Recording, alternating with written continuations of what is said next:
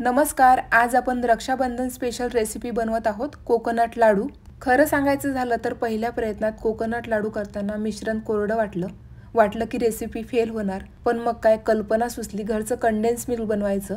माझ्याकडे वेळ फार कमी होता कारण की संध्याकाळी माझी ट्रेन होती, मला माहेरी जायचं होतं आणि हे लाडू मी माझ्या भावासाठी बनवणार होते. नवरा मला म्हणाला की बाहेरून रेडीमेड लाडू आणून देतो आणि मी मोठ्या कॉन्फिडन्सने त्यांना सांगितलं होतं की मी बनवते. मग मात्र मी ठरवलं आज ही फेल झालेली रेसिपी परफेक्ट करूनच दाखवायची. आणि काय सांगू, हे लाडू इतके मऊ, गोड आणि परफेक्ट झाले की आता ही माझी खास रेसिपी बनली आहे.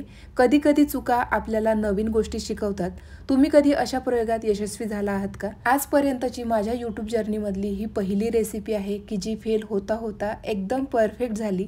माझा रिअल एक्सपिरियन्स मी तुमच्याबरोबर शेअर करत आहे. चला तर वेळ न घालवता पटकन आपण रेसिपीला सुरुवात करूया. कोकोनट लाडू बनवण्यासाठी इथं मी डेसिकेटेड कोकोनट घेतलेला आहे. हे डेसिकेटेड कोकोनट सुकं खोबऱ्याची पावडर केलेली असते. तुम्हाला कोणत्याही किराणा शॉपमध्ये किंवा ड्रायफ्रूटच्या दुकानामध्ये इझिली मिळून जाईल. याला कोकोनट पावडर असंही म्हटलं जातं. तुम्ही हे कोकोनट लाडू ओल्या नारळाचे सुद्धा बनवू शकता, मात्र माझ्याकडे वेळ कमी असल्यामुळे मी डेसिकेटेड पावडरचा वापर करत आहे. अगदी 10 ते 15 मिनिटांमध्ये हे लाडू बनवून तयार होतात. चला तर पटकन आपण रेसिपी बघूया. तर इथं मी 4 कप डेसिकेटेड कोकोनट घेतलेला आहे, म्हणजेच कोकोनटची पावडर घेतलेली आहे. अर्धा किलोचं मी डेसिकेटेड कोकोनटचं पॅक आणलं होतं, त्यामधली इतकी पावडर उरलेली आहे. आता यामध्ये आपल्याला 2 टेबलस्पून साजूक तूप घालायचं आहे आणि मीडियम फ्लेमवर व्यवस्थित आपल्याला डेसिकेटेड कोकोनट भाजून घ्यायचं आहे. मला जास्त प्रमाणामध्ये लाडू तयार करायचे होते, त्यामुळे मी 4 कप डेसिकेटेड कोकोनट घेतलेला आहे. तुम्ही 2 कप डेसिकेटेड कोकोनट घेऊन सुद्धा लाडू तयार करू शकता. जोपर्यंत गोल्डन रंग येत नाही तोपर्यंत आपल्याला व्यवस्थित भाजून घ्यायचं आहे. इथे मी जाड तळाची कढई घेतलेली आहे, त्यामुळे कोकोनट आपल्याला व्यवस्थित भाजता येत आहे. छान गोल्डन रंग आलेला आहे. आता एका परातीमध्ये आपण हे कोकोनट पावडर काढून घ्यायची आहे. इथे आपली कोकोनट पावडर व्यवस्थित भाजून तयार झालेली आहे. गॅस बंद केलेला आहे. त्याच कढईमध्ये आपल्याला 1 कप मिल्क पावडर घ्यायची आहे. त्यानंतर त्याच कपने आपल्याला 2 कप दूध घ्यायचं आहे. इथं मी दुधावरची मलाई सुद्धा घेतलेली आहे. मी म्हशीचं दूध घेतलेलं आहे, तुम्ही गाईच्या दुधाचा सुद्धा वापर करू शकता. इथे मी आणखी 1 कप दूध घ्यायला हवं होतं, मात्र मी 2च कप घेतलं, त्यामुळे मिश्रण कोरडं झालं असावं. त्यानंतर 1 कपला मी थोडीशी कमी साखर घेतलेली आहे. सर्व साहित्य एकजीव करून घ्यायचं आहे. साखर पूर्णपणे विरघळली की त्यानंतर आपल्याला गॅस बंद करायचा आहे. इथे मी 4 कप डेसिकेटेड कोकोनट, त्यासाठी 2 कप दूध, 1 कपला थोडीशी कमी साखर घेतली. तर मी हे प्रमाण न घेता 4 कप डेसिकेटेड कोकोनट, 3 कप दूध आणि 1.5 कप साखर घ्यायला हवी होती. म्हणजे प्रमाण अगदी परफेक्ट झालं असतं. काही हरकत नाही, चुकांमधनंच आपण शिकत असतो.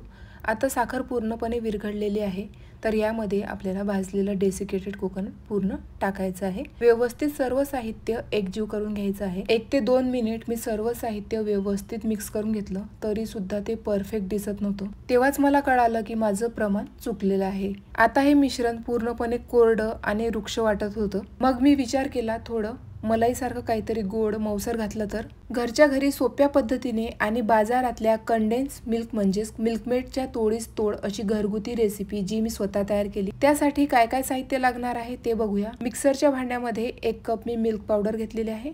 1/4 कप म्हणजे 2 ते 3 टेबलस्पून आपल्याला साखर घ्यायची आहे. 2 टेबलस्पून मी इथं बटर घेतलेलं आहे. इथं मी अमूलचं बटर घेतलेलं आहे, तुम्ही कोणत्याही कंपनीचं बटर घेऊ शकता. त्यानंतर अर्धा कप मी इथं गरम करून थंड केलेलं दूध घेतलेलं आहे. इथं मी म्हशीचं दूध घेतलेलं आहे, तुम्ही गाईच्या दुधाचा सुद्धा वापर करू शकता. एका चमच्याच्या मदतीने सर्व साहित्य आपण एकजीव करून घेऊया. मिक्सरचं भांडं थोडंसं छोटं झालेलं आहे. मोठ्या भांड्यामध्ये मी हे मिश्रण टाकायला हवं होतं. ऑन ऑफ मोडला आपल्याला हे सर्व साहित्य फिरवून घ्यायचं आहे. या मिश्रणामध्ये बटरचा तुकडा शिल्लक राहिलेला आहे. आता एखाद्या चमच्याच्या मदतीने आपण त्याला व्यवस्थित कट करून घेऊया. 1 ते 2 चमचे यामध्ये पुन्हा दूध घालूया आणि व्यवस्थित आपण मिश्रण मिक्स करून घेऊया. सर्वात महत्त्वाची टीप, मिक्सर कंटिन्यू न फिरवता चालू बंद करतच आपल्याला हे सर्व साहित्य एकजीव करून घ्यायचं आहे, म्हणजे मिक्सरला फिरवून घ्यायचं आहे. तुम्ही बघू शकता कन्सिस्टन्सी किती परफेक्ट आलेली आहे. चवीला सुद्धा अप्रतिम झालेला आहे. अगदी बाजाराच्या तोडीस तोड हे मिल्कमेड तयार झालेलं आहे. घरगुती साहित्यामध्ये कमीत कमी वेळामध्ये गॅसचा वापर न करता आज आपण हे कंडेन्स मिल्क तयार केलेलं आहे. इथं आपलं घरगुती साहित्यामध्ये कंडेन्स मिल्क तयार झालेलं आहे, म्हणजेच मिल्कमेड तयार झालेला आहे. एखाद्या एअरटाईट बर्नीमध्ये काढून घेऊया. फ्रीजमध्ये 1 ते 2 आठवडे आरामात स्टोअर करू शकता. मिल्कमेडचा वापर करून तुम्ही लाडू, बर्फी, गुलाबजाम, केक, श्रीखंड तयार करू शकता. आता बाजारातील महागडं कंडेन्स मिल्क वापरल्यापेक्षा तुम्ही घरच्या घरी कमीत कमी साहित्यामध्ये कमी वेळामध्ये तयार करू शकता. इथं आपलं इन्स्टंट घरगुती साहित्यामध्ये घरगुती पद्धतीने तयार केलेलं मिल्कमेड तयार आहे. चला तर लाडूच्या मिश्रणामध्ये घालूया. सुरुवातीला मी 1 कप मिश्रण घातलं.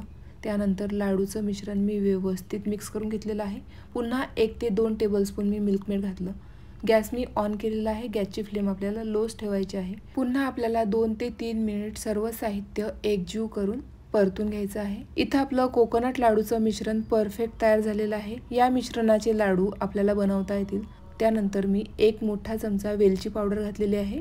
प्रत्येक जण कंडेन्स मिल्क आणू शकत नाही किंवा वेळेवर उपलब्ध सुद्धा होत नाही. मग अशा वेळेला आपण ही रेसिपी नक्की ट्राय करू शकता. बघू शकता इथं आपलं लाडूचं मिश्रण व्यवस्थित तयार झालेलं आहे. आता अगदी हलवाई स्टाईल लाडू बनवण्यासाठी इथं मी 2 चमचे गरम दुधामध्ये खाण्याचा पिवळा रंग घातलेला आहे. टोटली ऑप्शनल आहे. 1 ते 2 मिनिट व्यवस्थित परतून घ्यायचं आहे. मिश्रणाला रंग किती सुंदर आलेला आहे तुम्ही बघू शकता. त्यानंतर थोडंसं मिश्रण थंड होऊ द्यायचं आहे. दोन्ही हाताला तूप लावून घ्यायचं आहे आणि छोट्या छोट्या आकाराचे आपल्याला लाडू तयार करायचे आहे. बघू शकता लाडू किती पटकन तयार होत आहे. त्यानंतर डेसिकेटेड कोकोनट म्हणजेच कोकोनट पावडर घ्यायची आहे. त्यामध्ये लाडू आपल्याला व्यवस्थित घोळून घ्यायचं आहे, म्हणजेच लाडूला मस्त कोटिंग येतं.